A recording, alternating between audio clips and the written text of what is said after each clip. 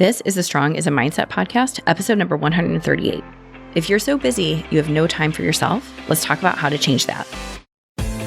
This is the Strong is a Mindset podcast, where you'll learn how to build both a strong body and a strong mind by eating, moving, and thinking. I'm your host, physician, personal trainer, certified health coach, and certified life coach, Carrie Holland. Hey, how are you? What's new? What's good? So, what's good here? We are going to talk about being too busy today. So this episode, like many of the podcast episodes I write, is coming from a series of recent client experiences I've encountered. So even though it's February and the holidays are long over and the buzz of the end of the year has quieted down and we're well into a new year, well, now for many of my clients, they're finding themselves busy yet again. But now, instead of the holiday busy, now it's all the other life stuff that is making my clients busy, like work, kid activities, work travel, and maybe that's you too. And really, it's not so much that being busy is the problem, but rather how you let that busyness impact your life. So think about it. There are probably women in your life who are insanely busy. I can think of one of my own clients. She has her regular daytime job, but she's also building a side business in consulting when she's not at her day job. She's got multiple kids that she gets to and from school and their various activities. She speaks at conferences and travels all over the world. When we come to our sessions and she tells me about all the things she's doing, she doesn't bat an eye. And here's what's most interesting. She does not sigh or shake her head and talk about how busy she is. She doesn't even describe herself as busy. She just puts her nose down and gets things done. Oh, and I should mention that despite her full calendar, she still gets her workouts in consistently. She finds time to prep her meals and food before her work weeks even start, even if that means squeezing it in between travel plans. She just gets it done. And you may know someone like this in your own life, and you may watch her in amazement and wonder how in the world she gets it all done. I know I do. And on the flip side, you may also know other women in your life who are not as busy, but instead are in a perpetual state of busyness. And you know who I'm talking about. She may not have as much on her to-do list, but it doesn't matter because she just radiates busy. She may seem disorganized or chaotic, and there's almost a buzz-like quality around her, and there's always something going on for her. And you know about it because she's telling you about it. She's telling you how busy her life is. And that's just it. Think about it. How often do you tell yourself or your friends or your family, how often do you declare, I am too busy? And if that is your constant refrain, what kind of impact is that having on your life? Because remember what we know about your words. Your words create your world, and your world creates your words. So when you tell everyone you know and yourself that you're too busy, that is the life you will have. You'll prove yourself right and risk becoming overstretched and frantic and chaotic, and you will embody busy. Because what comes out of your mouth will come into your life. So if you run around like a chicken with your head cut off all the time while declaring how busy you are, you've reinforced that. You are solidifying the identity of being someone who is too busy, and busy becomes who you are. And sometimes we get to a point in our lives where we let our time and our schedules and our lives get so overrun that we ultimately become busy. You tell everyone and you tell yourself, I am too busy enough times that it becomes your identity.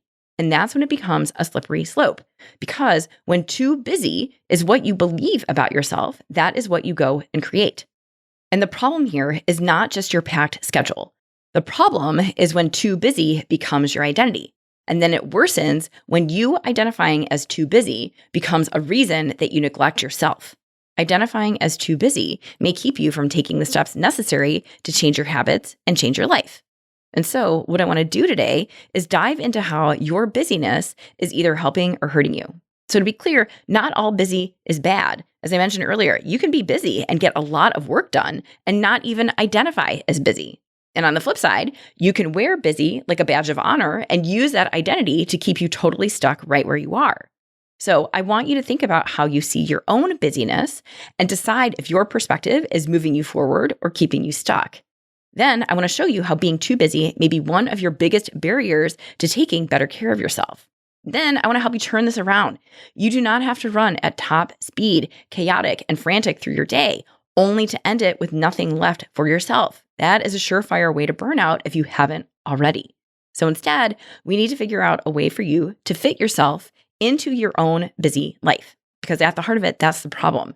The majority of the women I work with are so overly busy taking care of everything and everybody that they have exactly zero time left to take care of themselves. And that does not work. That will leave you feeling exhausted and resentful, and that's no good. And to take it a step further, I want you to be running your day instead of the day running you. So remember, you are not a machine. You are a person. You're an adult. You are in charge here. Your schedule and your day and your time and your life, you drive the bus, okay? You're in charge. And I really want to empower you to see it that way. And I want to empower you to manage your time in such a way that you are not an afterthought, okay? And I've got some ideas for how you can put yourself back in the driver's seat and make space for yourself in your own life. All right, so let's go. So first, I want you to consider this. What does busy mean to you? What does that actually mean? Does that mean that you have a to-do list that is 420 tasks long?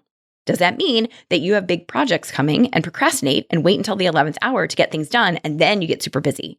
Does that mean that you overcommit and put too many things in your calendar and not prioritize yourself? What does busy actually mean to you? So in the work I do, I found that your perspective on busyness is variable and largely depends on how you view yourself and your relationship with time. And so here are some of the different faces of busy, okay? So first, there is reactive busy. This is where you are constantly reacting to other people's needs. So if this is you, you may feel like you are always on call for your family, your work, or your friends, and you may be constantly reacting to their requests or problems. And often you do this at the expense of your own time and priorities. So this is when you spend the moment you wake up until the moment your head hits the pillow taking care of everyone else. So you get up early to get your kids ready for school. Then you go to work and handle your boss's request, deal with coworkers, projects, clients, deadlines, emails. Then you race home to manage the evening chaos. That's dinner, homework, after school activities, or whatever, only to end the day exhausted, rinse and repeat. But you are nowhere to be found in this equation. Nowhere in that 24-hour span are you making time for you. And that's because you're constantly responding to external demands and needs. And when that is your life, you will most definitely feel busy, but it's the kind of busy that's being commandeered by other people. It's busy without any meaningful time for yourself or your goals. Instead, you're operating at the beck and call of everyone else in your life. And I would say that this is the most common scenario I run into. Most of the people I work with who are too busy, they are too busy because of this. They are so busy taking care of everyone else that they run out of time and space for themselves. So next is low value busy. So another way that you might be too busy is when you overload yourself with tasks that do not move you forward. So this is where you get stuck in the small, insignificant stuff that could be done at a later time or even omitted altogether. But instead, these lower value tasks come at the expense of doing the really big, important stuff that will move you forward. So I've got an example from a client session even earlier this week. So I have a client who is killing it at work. She was recently promoted. She's taking on a lot more responsibility at her job, and she's just crushing it. And while career advancement is one of her goals, she also has the goal of consistently exercising.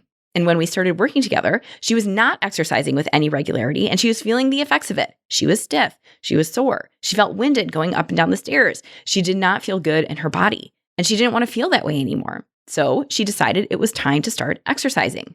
And with that goal in mind, she committed to herself that she would take a midday walk. She was going to step away from her desk, get outside, and go for a walk to break up her day and get some exercise. And while she made this plan, she did not follow through. Instead, every day when it was time to go for her walk, there was always something else. There was another email to write, another document to edit, another call to make, or a social media account to check. And that time that she set aside to get her walk in completely evaporated. And it is really, really easy to get stuck in low-value tasks like email or social media. It's really easy to get your time eaten up by one little thing. But the problem is, if you let your time get swallowed by enough little things, you have no time left for yourself. And all those little things may make you feel busy. But what's really happening is you're busying yourself with tasks that are not moving you forward. And I would say at the heart of this, it's a time management issue combined with a mismatched priorities issue. And we'll talk more about how to manage this in just a little bit. Another way that busyness shows up in your life is when you overcommit yourself. So if you say yes to too many asks of you, you will eventually reach a point at which you have a completely loaded calendar with zero time left for yourself. And what's worse is that often those things that are filling up your calendar are not even things that you want there in the first place. So you may be saying yes to an extra project, an extra committee, or a volunteer position out of a feeling of guilt or out of a desire to make someone else happy. And this happens often with my people pleasers. You don't want to disappoint your boss. You don't want to upset your coworkers, your kid's school, your family, whoever it is. So you say yes and take on too many requests and end up overcommitted. But what overcommitting really gets you is a calendar filled with tasks that do not line up with your most important priorities. So you are, in fact, busy, but that's by way of a stuffed schedule full of things that are taking away from your energy instead of moving you forward towards your goals. And while we are talking about overcommitting, let's also just spend a minute talking about scattered busy or multitasking, because this is yet another way that being too busy might be showing up in your life. So I'm going to be honest and just put it out there.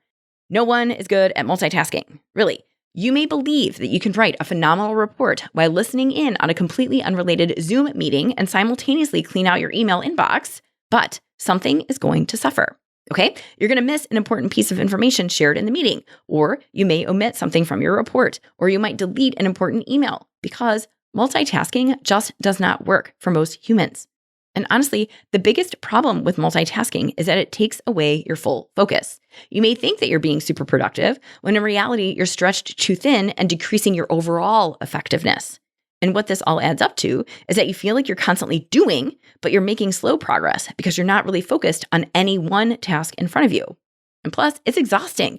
I don't know about you, but when I'm trying to send a work email and help my kid with his homework and carry on a conversation with my other kid, that doesn't go well. And I usually end up doing a terrible job of all three, and it wastes my time and it wastes my kids' time. And I would be better off attending to each one of these tasks individually instead of trying to do all three simultaneously and not doing any of them well. Multitasking really is not the answer, and I find more often than not, it perpetuates your busyness without increasing your effectiveness. So, if multitasking isn't the answer, what is? So the key is in how you define and approach your busyness. Not all busyness is the same, and recognizing the type of busy you're experiencing can help you make changes to be more productive. So when we're talking about busy, recognize that there is a big difference between being busy and being productive. So sometimes being busy can feel like you're expending a ton of energy, but you're running in circles. You may be using a lot of brain energy being busy or being overwhelmed and thinking about being busy. But when push comes to shove, you're not giving the tasks at hand the focus and attention they need in order to actually finish them.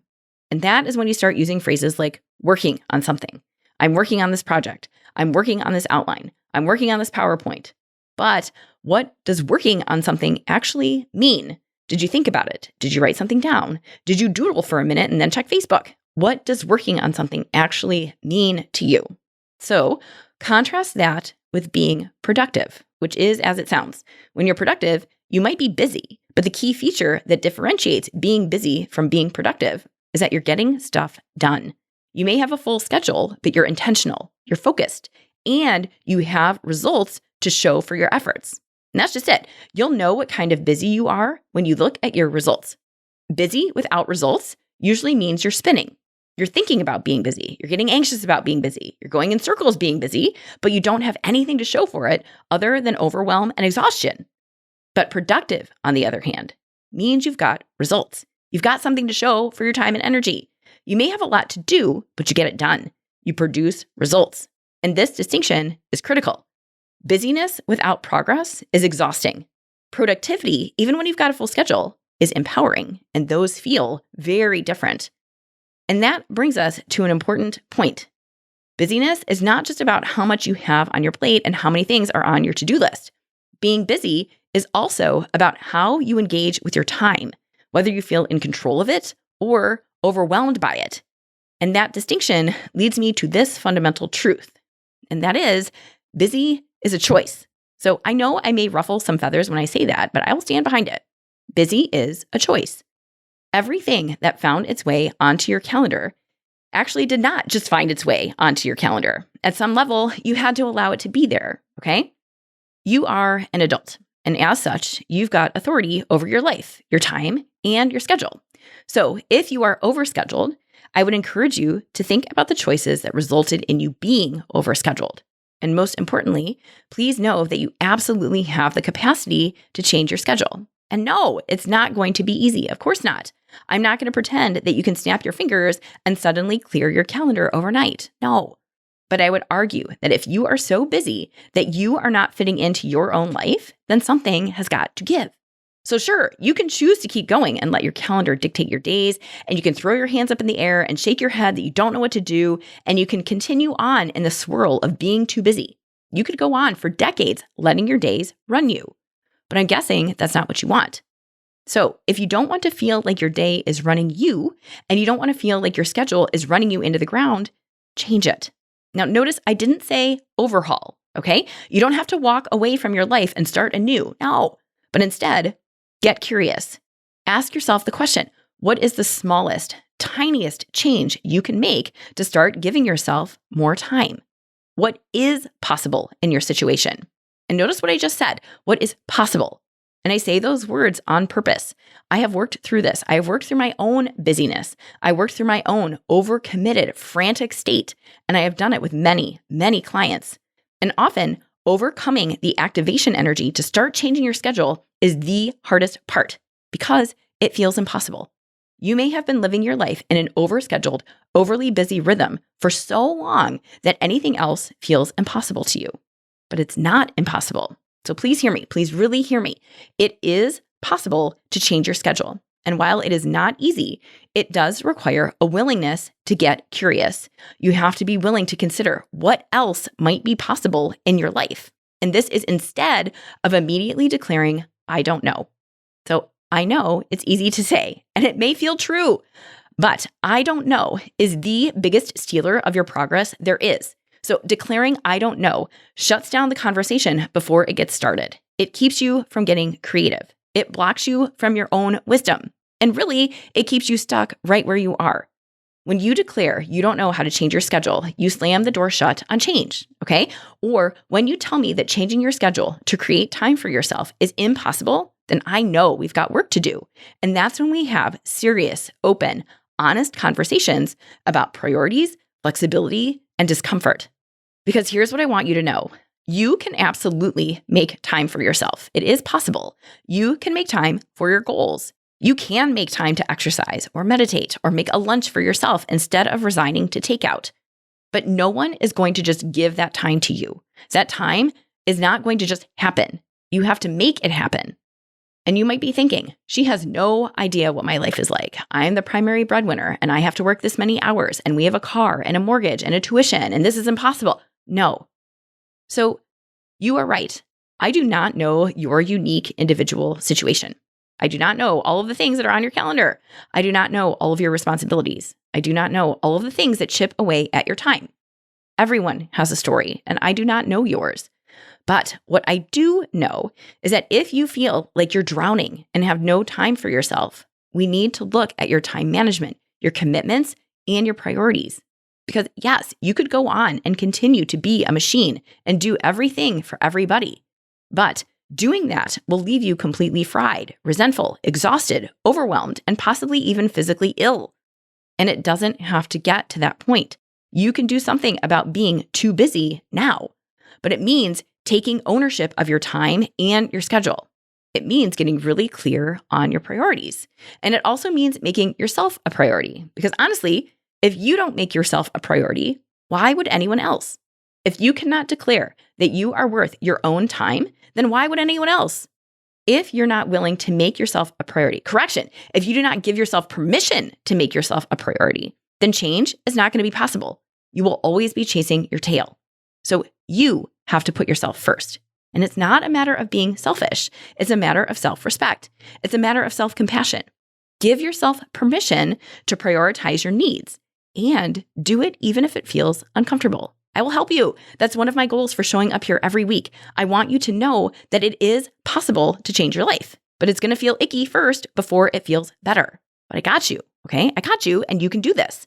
And it may be that you have some hard conversations at work, at home, or both in order to do that. This is not an overnight change, let me be clear. But if you are sick and tired of feeling like a machine, if you're always putting everyone else in front of you, now is a good enough time to change that. Good enough. That's all we need. We just need you to decide that now is a good enough time to get started, and I can help you with the rest. But you have to decide that it's worth it to you. Now, here is where things get even more interesting.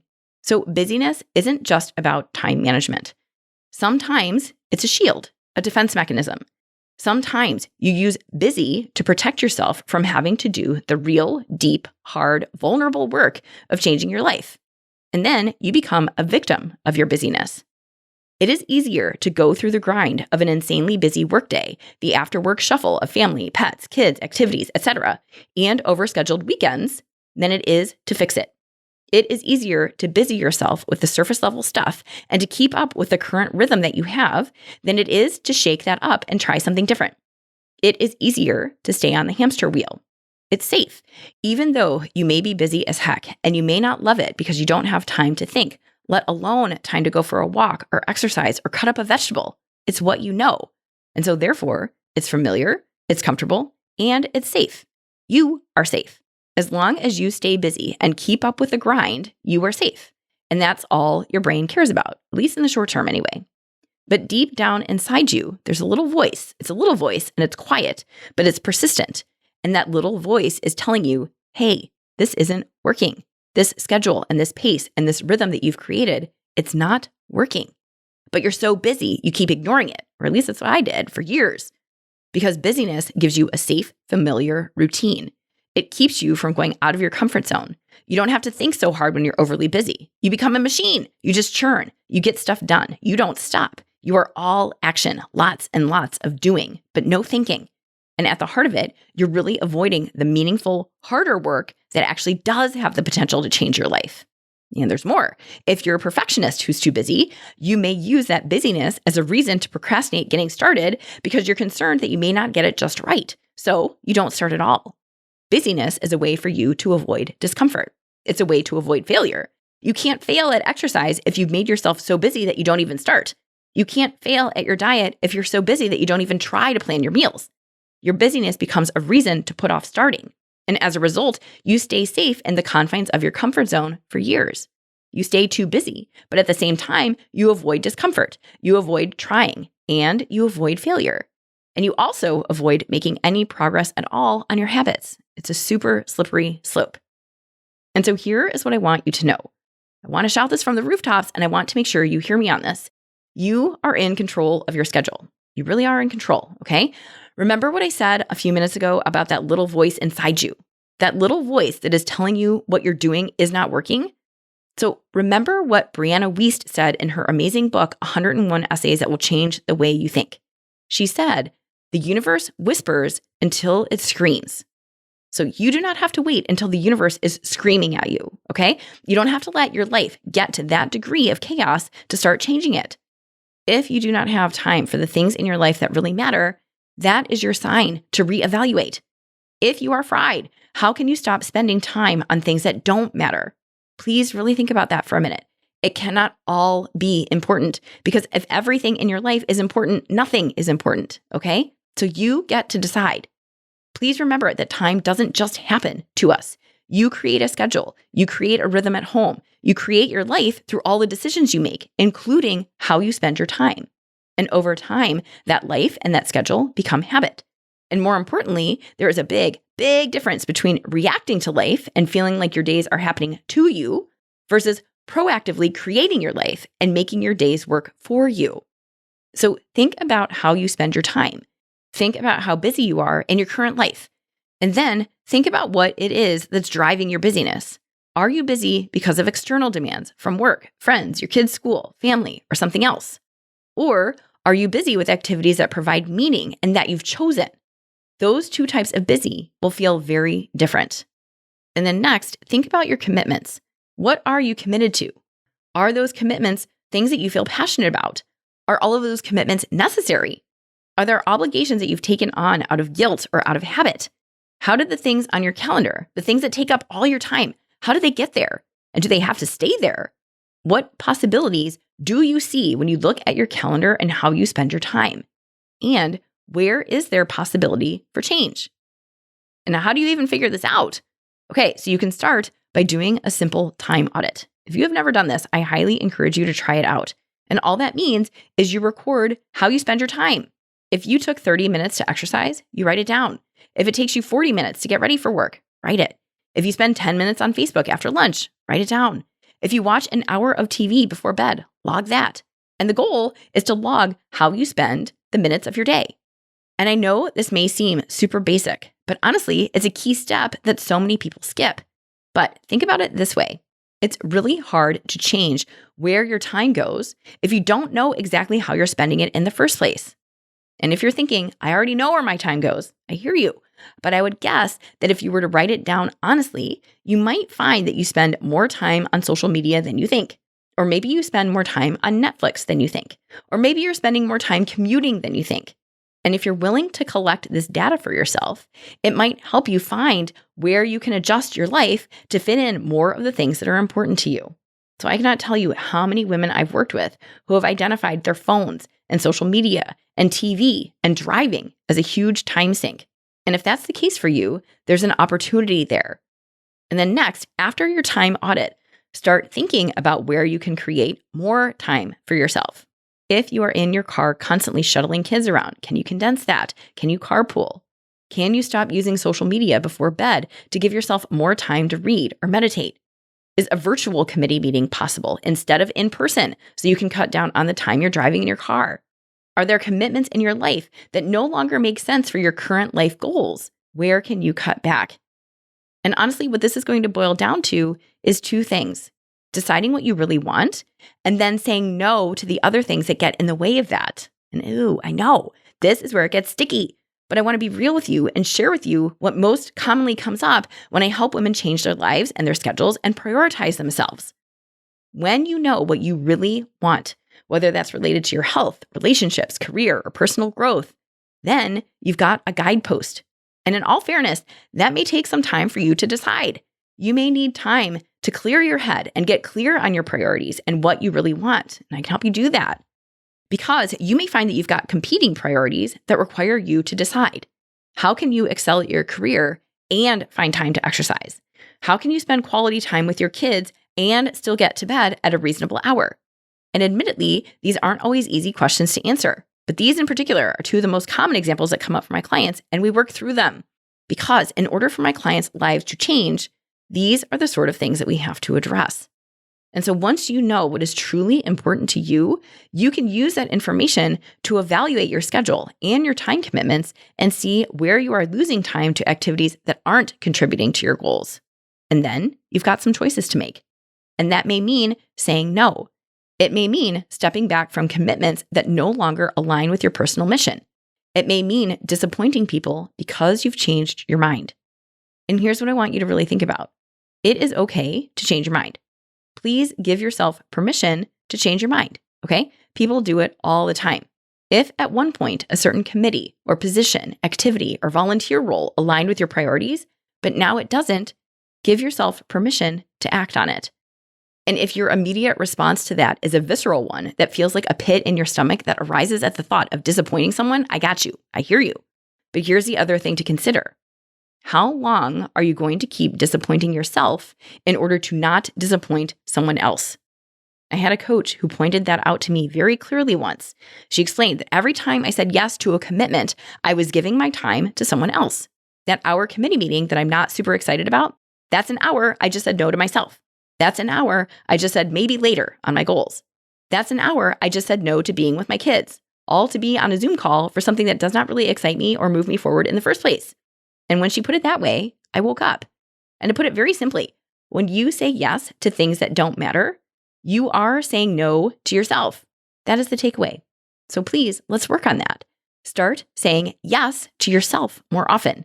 In my own life now, I'm very careful with what I say yes to, and I would encourage you to do the same because your time is valuable and precious, and I want you to feel empowered to use it in a way that feels true to you. And saying no can be one of the most powerful tools that you've got to give yourself space for what's important. And so here is what I want to leave you with. If you are too busy, please remember that busyness is a choice and you are in control of your schedule. Take ownership of your time. Determine where your time is going and if you're satisfied with that. Commit to doing the deeper work to fit yourself into your life instead of being an afterthought. Consider your boundaries and where you might need to say no or I changed my mind. You do not have to overhaul your life overnight. Small changes in the way you spend your time will have a huge impact. Honestly, the only thing between you and your goal is your willingness to make time for it. So imagine what would be possible if you give yourself the same energy and dedication that you give to everything else.